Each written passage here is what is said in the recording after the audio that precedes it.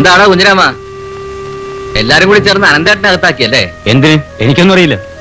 നീയല്ല, നിന്റെ മുതലാളി ഉണ്ടല്ലോ, ചേക്കുടി സഹോദരന്മാര്, അവരാണ് എന്റെ കാരണക്കാര്. മുതലാളിമാര് തമ്മി അങ്ങോട്ടും ഇങ്ങോട്ടും പലതും ചെയ്തെന്ന് വരും. അതിന് എന്നോട് പറഞ്ഞിട്ട് എന്നാ കാര്യം? നിന്റെ മുതലാളിയുടെ ശുക്രൻ ഉദിച്ചു, ഇനി ആരെയും പേടിക്കണ്ടല്ലോ.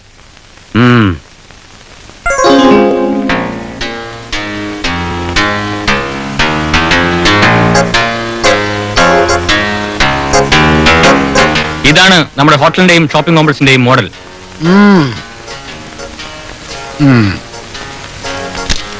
1 2 3 4 5 6. എടോ മാത്തുക്കുട്ടി, 9 നിലയ്ക്ക് തന്നെ കിടക്കട്ടെ ഫൗണ്ടേഷൻ. പിന്നെ വേണമെങ്കിൽ കെട്ടാമല്ലോ. മുനിസിപ്പൽ സാങ്ഷന്റെ കാര്യത്തെ കുറിച്ച് താൻ പേടിക്കൊന്നും വേണ്ട. നമുക്ക് ആഭ്യന്തരമന്ത്രിയെ കൊണ്ട് തന്നെ തറക്കല്ലൂരിക്കണം. ആഭ്യന്തരമന്ത്രി ഇരുന്നോട്ടെ, പക്ഷെ മുഖ്യമന്ത്രി തന്നെ വേണം തറക്കല്ലിടാൻ. എന്തിനാടോ? അത് വേണം വർക്കിച്ചേട്ടാ. ആഭ്യന്തരമന്ത്രി നമ്മുടെ ആളല്ലേ. കല്ലിട്ടാലും ഇല്ലെങ്കിലും പുള്ളിക്കാരന് പ്രശ്നമൊന്നും ഉണ്ടാവില്ല. മുഖ്യമന്ത്രിയെ ഒന്ന് പ്രത്യേകം ഗവനിക്കുന്നത് നല്ലതല്ലേ? അതൊക്കെ പിന്നെ തീരുമാനിക്കാം. പക്ഷെ അതിനു മുമ്പ് സ്ഥലത്ത് ആന്റണിയെ ഒഴിപ്പിക്കണം. വേണം. കോടതിയിൽ നിന്ന് സ്റ്റേ ഒന്ന് വെക്കേറ്റ് ചെയ്ത് കിട്ടിയാൽ ബാക്കി കാര്യം ഞാൻ ഏറ്റു. നമ്മുടെ സ്ഥലത്തിനോട് ചേർന്ന് കിടക്കുന്ന പുറമ്പോക്ക് പതിച്ചു കിട്ടുന്ന കാര്യം എവിടെ വരെയായി? അതൊക്കെ താനെ ശരിയായിക്കൊള്ളുന്നേ. ഏതായാലും എന്റെ ആളുകളെ തൊട്ടവന്റെ കൈയൊടിക്കൊന്ന് വീരവാദം മുഴക്കിയാൻ ഇപ്പൊ അകത്തായില്ലേ? നിന്റെ നിർബന്ധം കൊണ്ടാ. ഇല്ലെങ്കിൽ അയ പുറത്തു നിന്നാലും ഒരു ചുക്കും ചെയ്യാൻ പോകുന്നില്ല. അങ്ങനെ തള്ളിക്കളയണ്ട.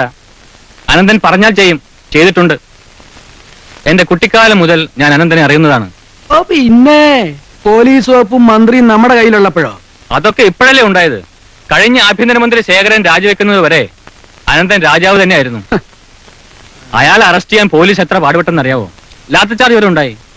ചെറിയാൻകുട്ടി എവിടെ? അവൻ വീട്ടിൽ കാണും.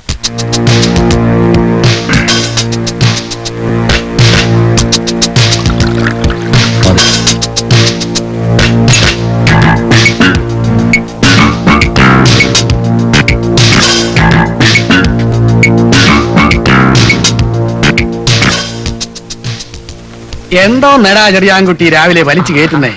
ഒന്നുമില്ല, ഒരു നീർവീഴ്ച പോലെ. അതാ. അതോ അനന്തം പുറത്തിറങ്ങിയ പകരം ചോദിക്കുന്നുള്ള ഭയമാണോ? ആർക്കാ ഭയം? എനിക്കോ?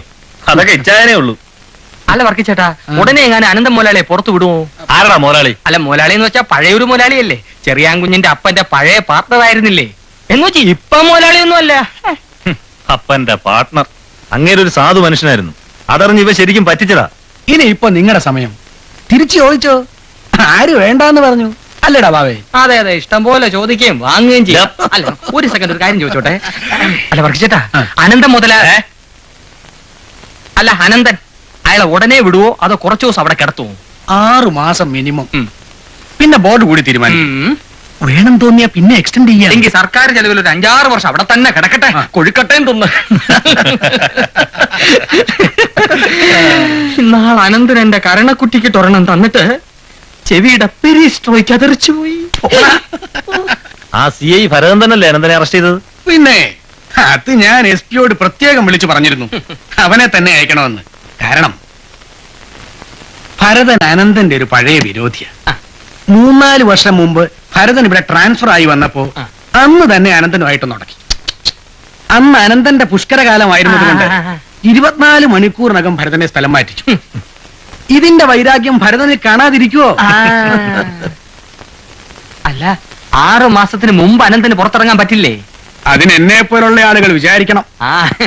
കണ്ണടച്ച് തുറക്കുന്നതിന് മുമ്പേ 180 ദിവസം തീരും. അത് കഴിഞ്ഞാല് നീ കണ്ടോടാ വാവേ, ഇതിപ്പോ തുടങ്ങിയതല്ലേ ഉള്ളൂ. അല്ലേ വർക്കിച്ചേട്ടാ? പിന്നെ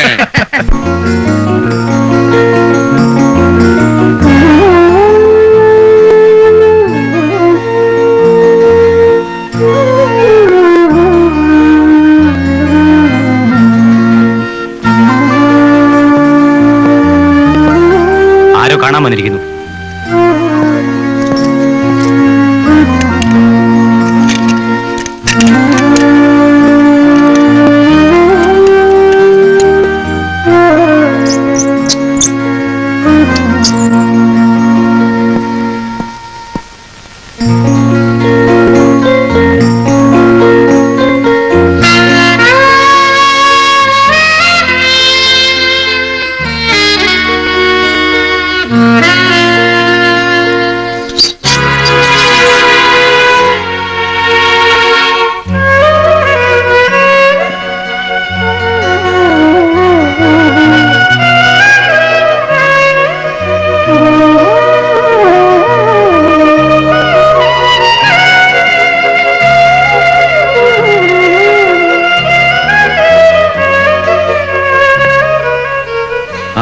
എല്ലാരും ഉണ്ടല്ലോ.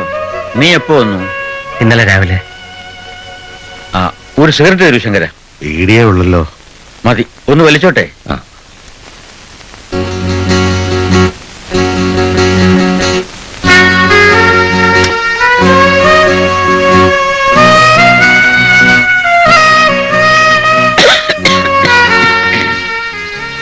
പത്ത് 12 വർഷമായി ഒന്ന് പോലിച്ചിട്ട്.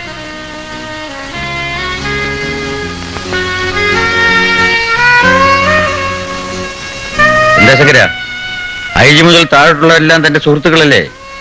എന്നിട്ട് എന്തായി? വല്ലതും നടക്കുവോ?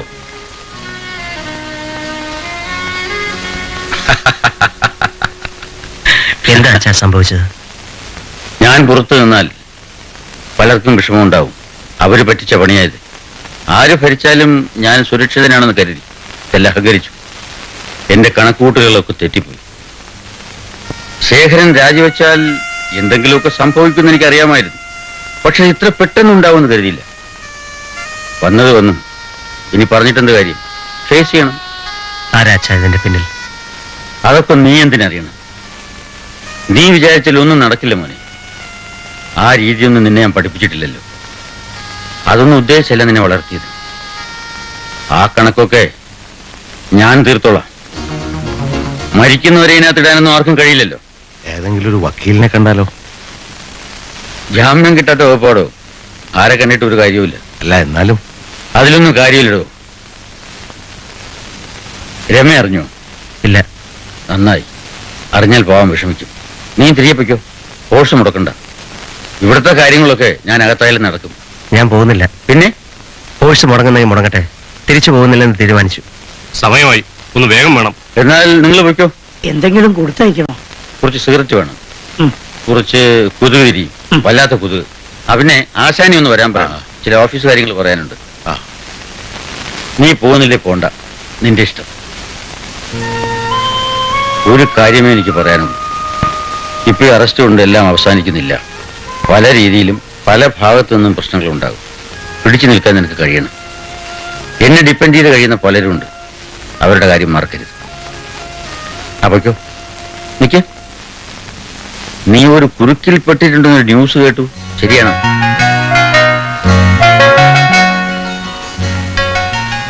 നിനക്ക് ധൃതിയൊന്നുമില്ലല്ലോ. ഞാനൊന്ന് പുറത്തിറങ്ങിയിട്ട് പോരെ? അയ്യോ അച്ഛാ, എനിക്ക് സന്തോഷമേ ഉള്ളൂ. ശങ്കര, ഓ, ഞാനങ്ങനെ പറഞ്ഞു എന്ന് വെച്ച് വക്കീലിനെ കാണാതെ ഒന്നും ഇരിക്കണ്ട. പിന്നെ വീട്ടിലിരിക്കുന്ന ആ തോക്കും തിരകളും എടുത്ത് മാറ്റി വയ്ക്കണം. എന്നാ നിങ്ങൾ പൊയ്ക്കോ.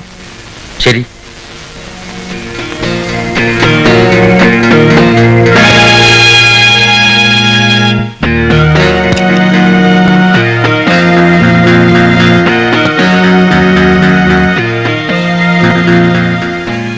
ഇത് ഞാൻ ആ ഗഫൂർ സാഹിബിനടുത്ത് അനന്തന് വാങ്ങിച്ചു കൊടുത്തതാ. വാങ്ങിച്ചു കൊടുത്തത് ഈ പുഴടി ഒന്ന് നിർത്തുവോ?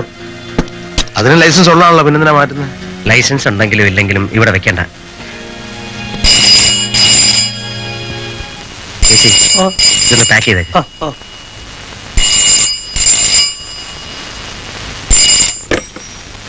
ഹലോ, അതെ, ആരെ? രമേ? അതെ, ഞാനാ. ചേട്ടൻ പോയിട്ട് ഒരു വിവരമില്ലല്ലോ. എന്താ ചേട്ടാ അവിടുത്തെ പ്രശ്നം? ഒന്നുമില്ല മോളെ, ഞാൻ ബിസിനസ് കാര്യത്തിന് വേണ്ടി വന്നതാ. ഞാൻ ഉടൻ വരും. വരുമെന്ന് പറഞ്ഞില്ലേ? അച്ഛൻ എവിടെയാ ചേട്ടാ? അച്ഛന് വിശേഷമൊന്നുമില്ല, ഇപ്പൊ വിടില്ല. ഏ, ഓഫീസിലോ?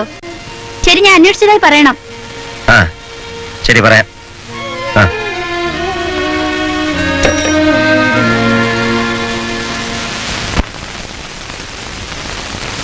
എന്താ എന്താ ആന്റണി? വീട്ടിൽ കിടക്കപ്പുറത്തില്ല സാറേ. 3-4 വട്ടമായി പോലീസുകാർ വരുന്നു. ഞങ്ങളുടെ വീട്ടിലുണ്ടായിരുന്നു റെയ്ഡ്. പെണ്ണുങ്ങളും കുട്ടികളും ഭയന്ന് വരച്ചിരിക്കുക. എന്തിനാ അവര് വന്ന്? പക വീട്ടാൻ. ഞങ്ങൾ അനന്തേട്ടന്റെ ആളുകളല്ലേ, അത് തന്നെ കാരണം. അവർ നിങ്ങളെ ഉപദ്രവിച്ചോ? ഉവ്വ്, വീണ്ടും വരുമെന്ന് ഭീഷണിപ്പെടുത്തിട്ടാ പോയിരിക്കുന്നത്. നിങ്ങളൊരു കാര്യം ചെയ്യും, ആണുങ്ങൾ കുറച്ചു ദിവസം മാറിയേക്ക്. ഞാൻ ആശാനോട് പറഞ്ഞേക്കാം. ഓഫീസിൽ പോയി പൈസ വാങ്ങിച്ചോ. ഓ, അങ്ങനെ എല്ലാവർക്കും മാറിയിക്കാൻ പറ്റില്ല. എനിക്കൊരു കമ്പനി ഉണ്ട്, അത് പൂട്ടിയിട്ടാൽ. നിവൃത്തിയില്ലാത്തവർ പോകണ്ട, ബാക്കിയുള്ളവർ മാറിയിക്കട്ടെ. തൽക്കാലം അതേ മാർഗമുള്ളൂ. സാറ് ഞങ്ങളുടെ ഒപ്പം ഉണ്ടാവുന്ന ഉറപ്പ് പറഞ്ഞാൽ ബാക്കി കാര്യം ഞങ്ങളേറ്റു. അതൊന്നും വേണ്ട, നിങ്ങൾ പൊയ്ക്കോളൂ. ഈ ആന്റണി കാരണോ മുതലാളിക്ക് ഗതി വന്നത്.